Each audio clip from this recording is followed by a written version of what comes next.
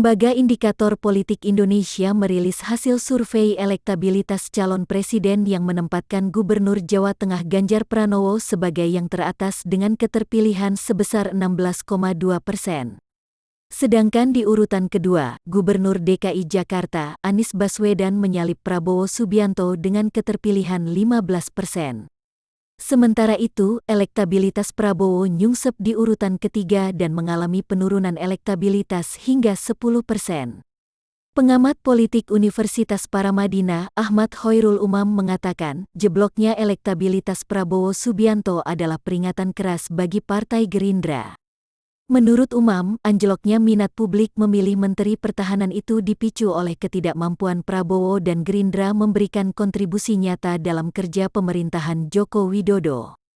Kata Umam, serbuan isu tentang dugaan penyalahgunaan wewenang terhadap Menteri Kelautan dan Perikanan, Edi Prabowo terkait lobster sangat masif. Edi Prabowo saat ini merupakan Wakil Ketua Umum Partai Gerindra.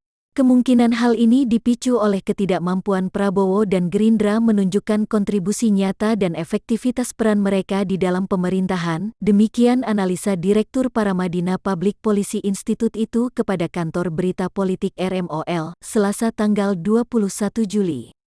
Merespons fakta politik itu, Umam mengingatkan elit Partai Gerindra harus melakukan antisipasi dengan membangun kembali kepercayaan publik.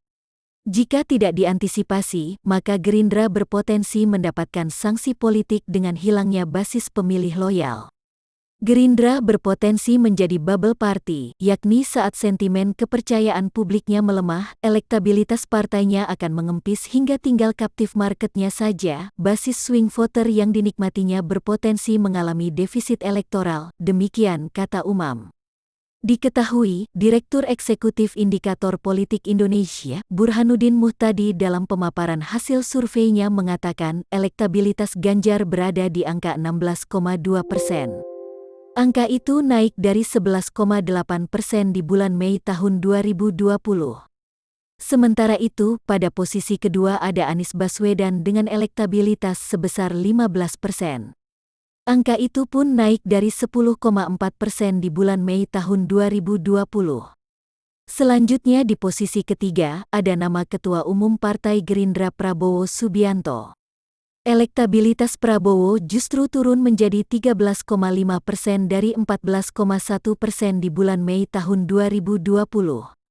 Dalam survei pada bulan Februari lalu, elektabilitas Prabowo Subianto masih teratas dengan persentase keterpilihan di angka 22,2%.